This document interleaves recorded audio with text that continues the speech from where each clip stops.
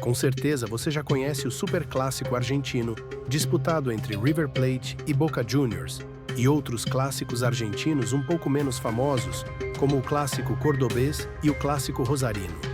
Mas você sabia de outros clássicos do futebol argentino, menos conhecidos fora do país, mas de intensidade similar até mesmo aos mais famosos? Então é isso que você verá no vídeo de hoje. Iremos listar aqui 5 clássicos do futebol argentino menos conhecidos fora do país. Pegue uma bebida, fique bem confortável e curta o vídeo. Um pequeno aviso antes de continuar com o vídeo. Os clássicos aqui listados não estão ordenados por importância, antiguidade, periculosidade e outros fatores. A ordem em que aparecem no vídeo é totalmente aleatória.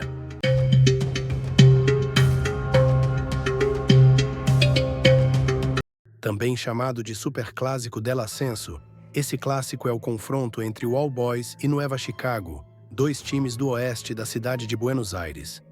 Esses times também são dois dos mais antigos e com mais glórias dentro das divisões inferiores do futebol argentino. A rivalidade entre os clubes surgiu ao decorrer dos anos por múltiplos fatores. O primeiro jogo entre o All Boys e o Nueva Chicago aconteceu no dia 12 de junho de 1919, onde os dois times lutavam pela primeira colocação da Zona Oeste da Divisão Intermédia, uma categoria inferior à primeira divisão na época. Nesse encontro, o All Boys saiu vitorioso pelo placar de 2-0. A distância entre os dois clubes sempre foi de aproximadamente 7 quilômetros, colocando em jogo a honra dos bairros em cada encontro. Ainda sobre a questão geográfica, as avenidas Diretório e Alberdi atravessam tanto o bairro de Mataderos, onde fica o Nueva Chicago, quanto o bairro de Floresta, onde se localiza o All Boys. A origem da rivalidade entre os clubes não se trata de apenas um momento histórico, já que no início o futebol argentino era muito influenciado por movimentos e costumes de cada bairro. All Boys e Nueva Chicago surgiram como rivais praticamente desde o começo e, com o tempo, se tornaram um clássico tradicional. Os times se enfrentaram 123 vezes, com 41 vitórias para cada lado e 41 empates. A maior goleada a favor do All Boys foi de 6-2. Já a maior goleada a favor do Nueva Chicago foi de 6-0. Vale ressaltar que os clubes nunca se enfrentaram na primeira divisão. O All Boys esteve na primeira divisão de 1972 até 1980 e de 2010 até 2014. Já o Nueva Chicago esteve na primeira divisão em 1981, 1982, de 2001 até 2004, em 2007, 2008, e sua última participação na elite foi no ano de 2015.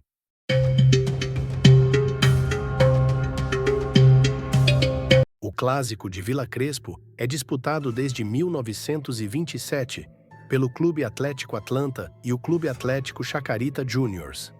Essa rivalidade se iniciou porque ambos os clubes estavam localizados no bairro de Vila Crespo no ano de 1922, ano esse que o Atlanta construiu seu estádio. No ano de 1944, o Chacarita Juniors deixou seu estádio em Vila Crespo para construir um novo em Vila Maipú. O primeiro jogo oficial entre os dois clubes aconteceu em 13 de novembro de 1927, com o Chacarita saindo vencedor. Ambos os clubes já se enfrentaram 131 vezes em jogos oficiais, com 36 vitórias para o Atlanta, 59 vitórias para o Chacarita Juniors e 44 empates. A maior goleada a favor do Chacarita Juniors foi de 6-1. Já a maior goleada a favor do Atlanta foi de 7-2.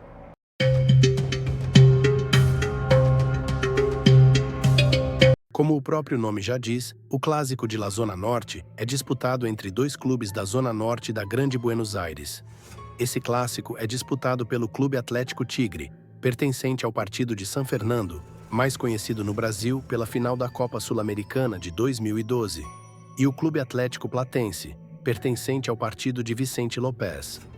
O primeiro jogo entre os dois times aconteceu em 1915, com vitória do Platense pelo placar de 3-1. No dia 23 de abril de 1916, os dois times se enfrentaram pela segunda vez. Esse jogo também ficou marcado como o primeiro confronto violento entre as torcidas dos dois clubes. Mais especificamente, a torcida do Tigre atacou a torcida do Platense enquanto tentavam cruzar o Rio Reconquista. Esse acontecimento em específico é considerado como o estopim para o início da inimizade entre as torcidas. No total, os times se enfrentaram 111 vezes, com 32 vitórias do Tigre, 43 vitórias do Platense e 36 empates. A maior goleada aplicada pelo Tigre foi um 7-1. Já a maior goleada aplicada pelo Platense foi um 6-0.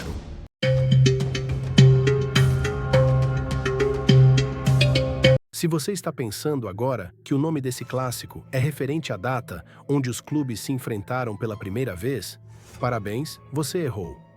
O clássico 3 de fevereiro tem esse nome por conta dos dois clubes serem de 3 de fevereiro, partido da Grande Buenos Aires. Os ditos clubes são o Clube Almagro, pertencente ao bairro de Almagro, na Grande Buenos Aires. O outro time é o Clube Atlético Estudiantes, não aquele Estudiantes que você deve estar pensando, mas sim o Estudiantes de Buenos Aires, mas seu estádio fica na cidade de Caseros. O primeiro jogo oficial entre os dois clubes aconteceu em 15 de fevereiro de 1920. Mesmo com o Estudiantes tendo o mando de campo, o Almagro venceu o jogo pelo placar de 5-3. Essa também é considerada uma das rivalidades mais agressivas da Argentina, contando com vários casos de violência e até mesmo de tentativas de suborno. Em jogos oficiais, os dois times se enfrentaram 109 vezes no total, com 32 vitórias do Estudiantes, 36 vitórias do Almagro e 41 empates. Ambos os clubes possuem o placar de 5-1 como a maior goleada aplicada.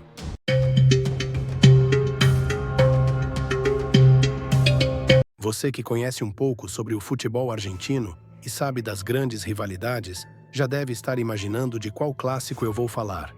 Se na sua mente vier o Clássico del Oeste, disputado entre o Vélez Sarsfield e o Ferrocarril Oeste, parabéns, você está um pouco enganado.